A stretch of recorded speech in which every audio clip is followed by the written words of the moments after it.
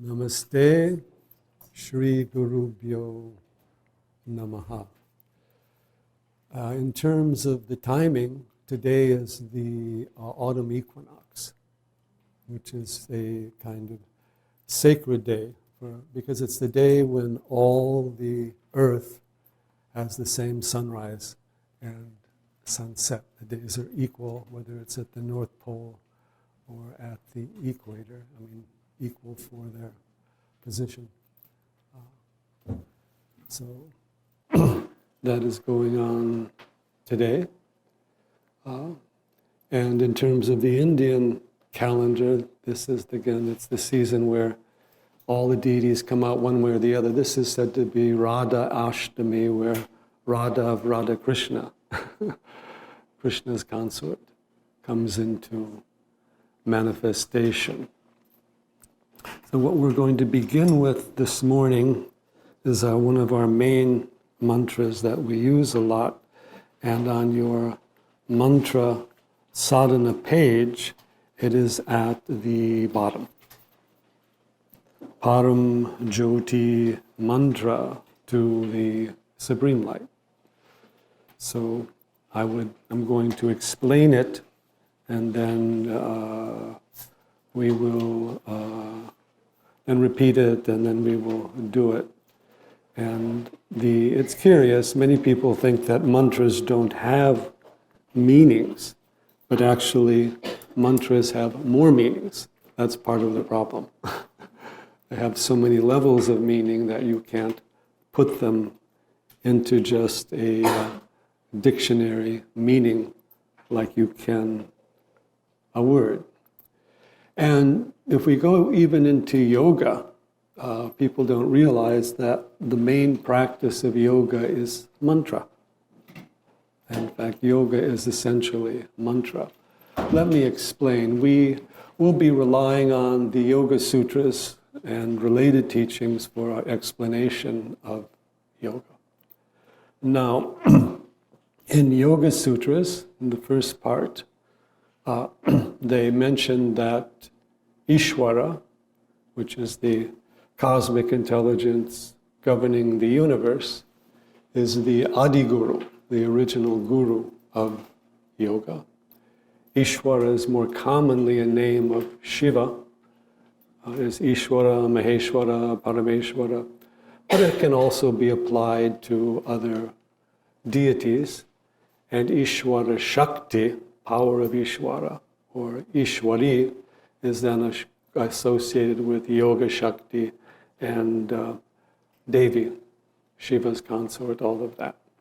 So, and what it defines Ishvara, it says that his indicator is pranava. Pranava is Om, and pranava is mantra, primal sound. And Shiva himself is said to be Omkara. In fact, that is one of the names of Shiva. So, since the Om is the indicator of the Adiguru of yoga, Om also indicates all the primal sounds, cosmic sounds. And it is said that the Vedas arise from Om, and it says that the universe, which is based upon cosmic sound vibration, arises from Om.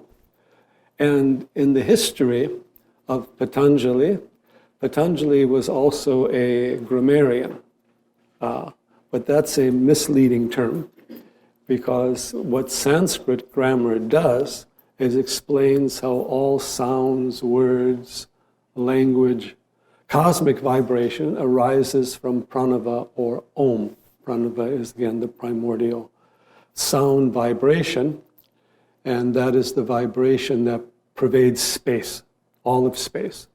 But essentially the higher space, which is the space of pure consciousness, which is also called the Chitakasha. And the force that manifests from the Chitakasha is, of course, the power of the Shakti, or the electrical or lightning force.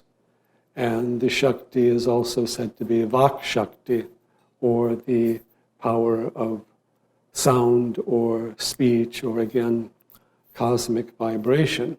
So Devi is all of her forms, not just, Saraswati, she is usually associated with mantra and sound, but with all of her forms, she is associated with that, whether it is Parvati, Lakshmi, Sundari, there are many forms and manifestations.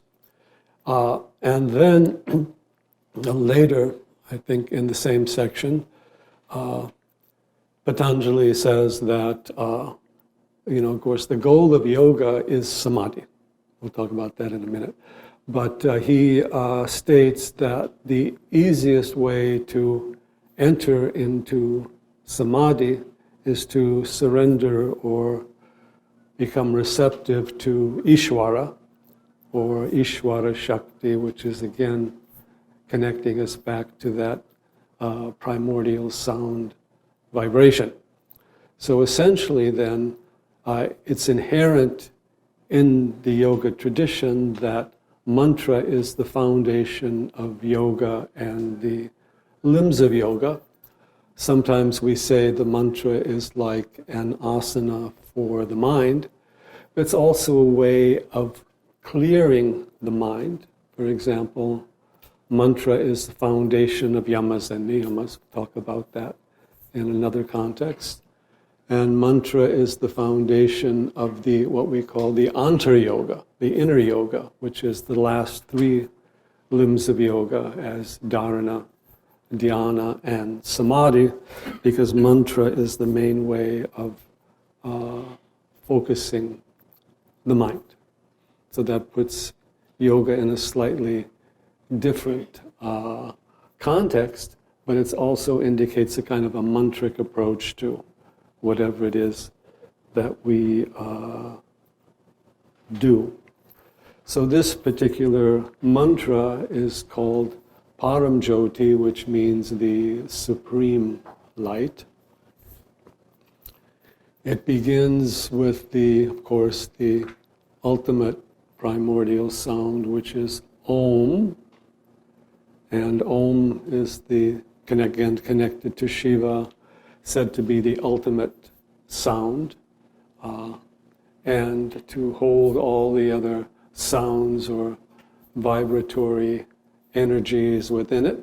Sometimes it is divided threefold: A, U, A as Brahma, creative force, or Saraswati; U as Vishnu, Lakshmi, sustaining force; and what is called the Anuswara as the absorptive force, transcending force, or the Shiva energy.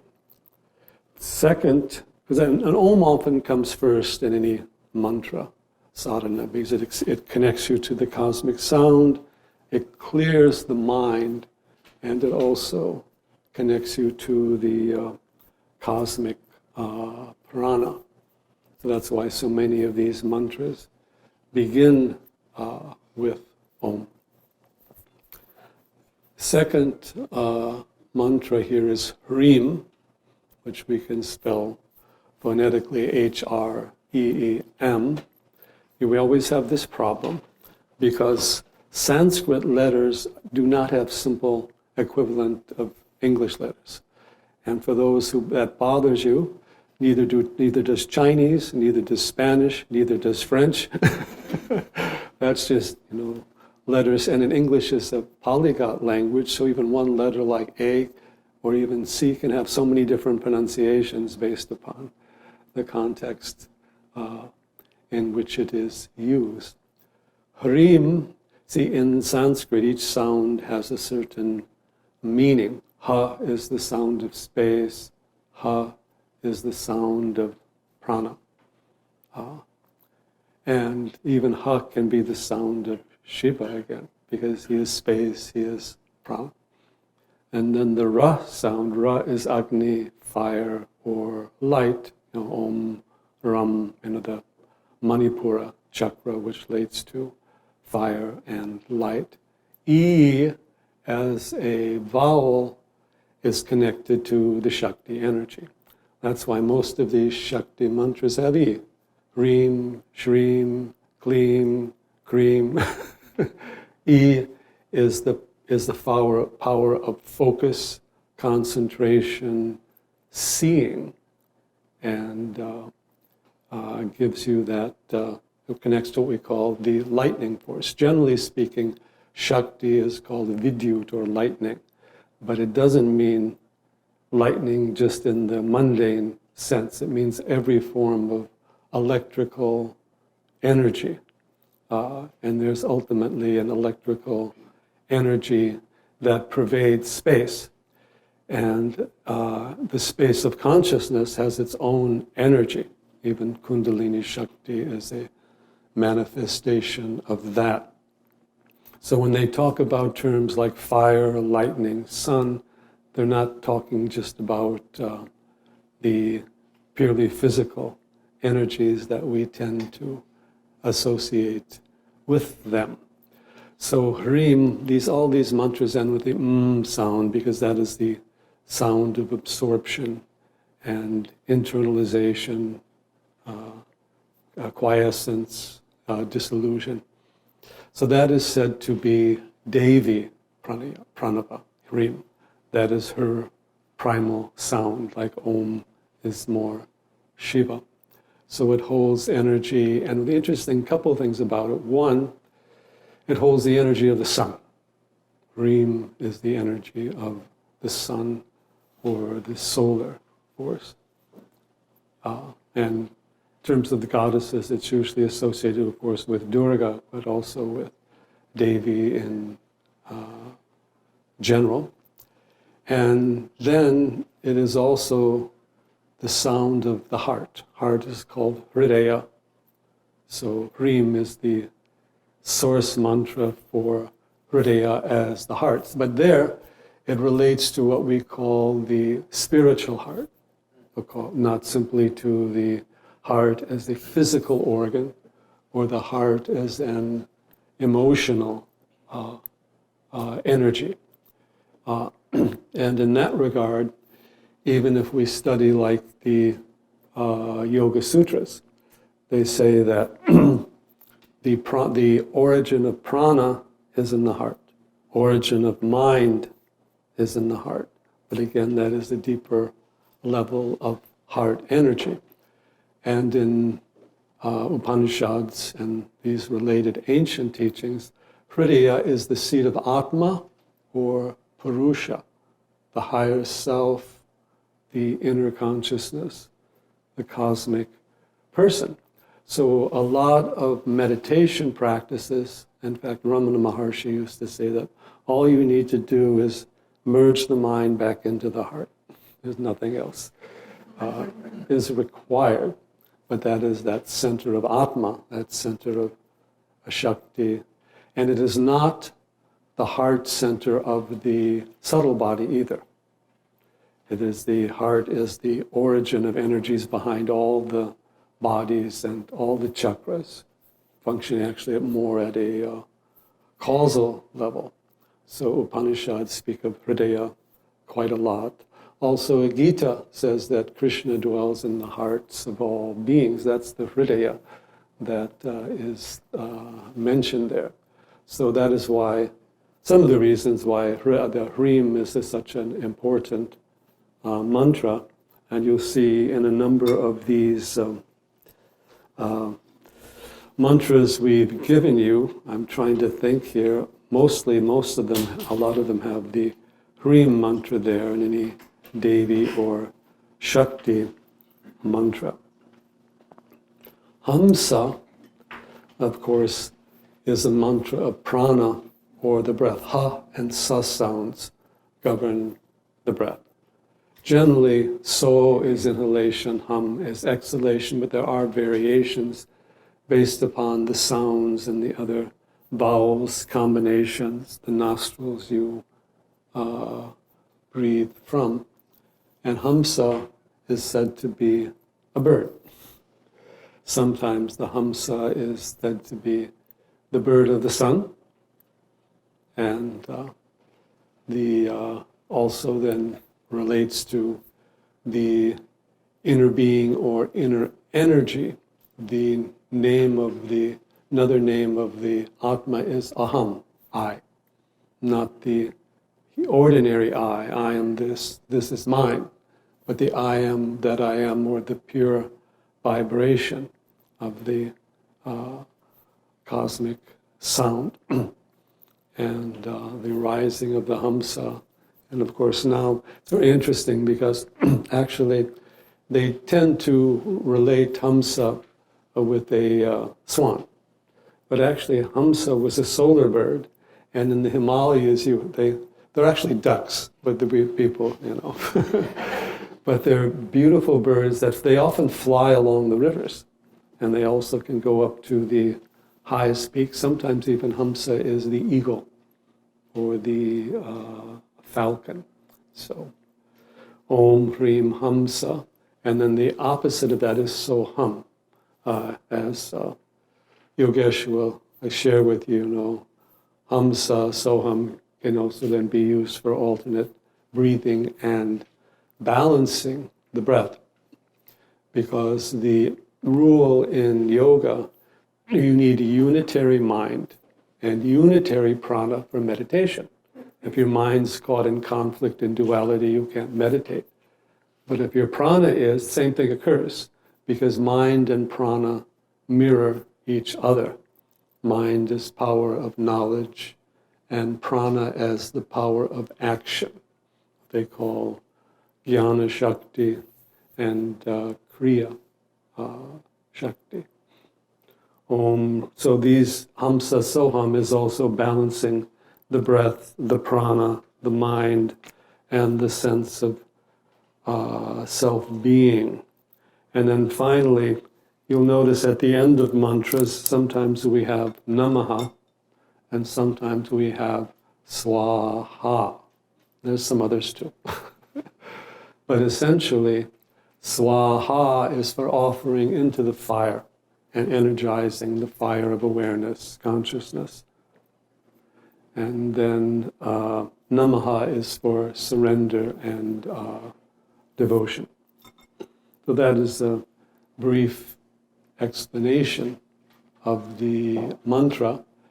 And a lot of these mantras have different forms. They may use different bija mantras here and there for various purposes. So this is awakening the inner light, the inner solar energy, the inner prana, the inner Shakti force. And mantras also have rishis or seer. And the seer of the Paramjyoti mantra is Vamadeva, which is a name I had chosen. I didn't know that it was connected to this particular mantra. So next I will just introduce the mantras, and then you can after that, I do that, just absorb the sounds, and then we can do it together. First I'll just repeat them slowly. Om Hrim Hamsa Soham Swaha. Om Hrim Hamsa Soham Swaha. So next I'm going to chant it a few times, and then I will tell you when you can also repeat. And just let the sound penetrate into your inner being.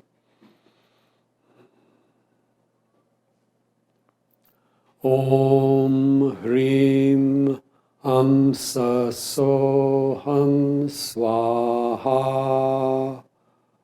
Om Hrim Hamsa Soham Swaha. Now I'm going to do each mantra, and then you repeat after me. starting with Om.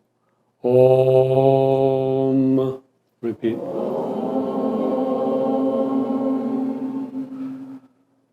Hrim.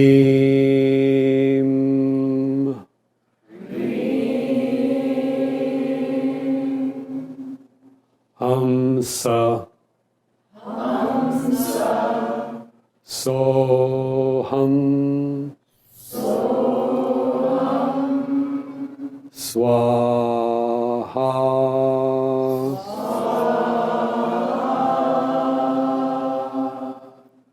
Om.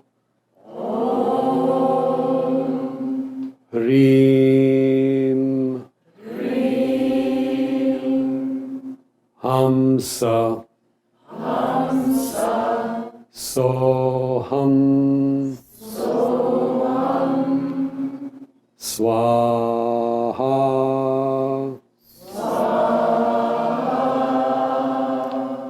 Om. Hrim. Hamsa.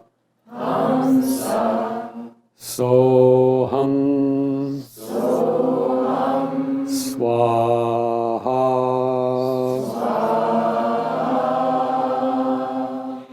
Now we will repeat the whole mantra, and we'll do it 3 times. But once at a time, you follow me. Om Hrim. No, repeat after me. Om Hrim Hamsa Soham Swaha.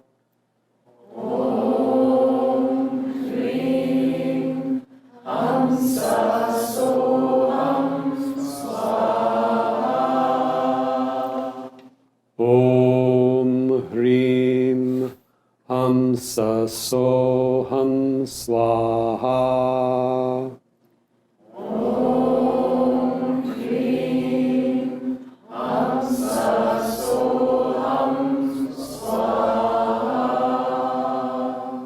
Om Hrim Hamsa Soham Swaha.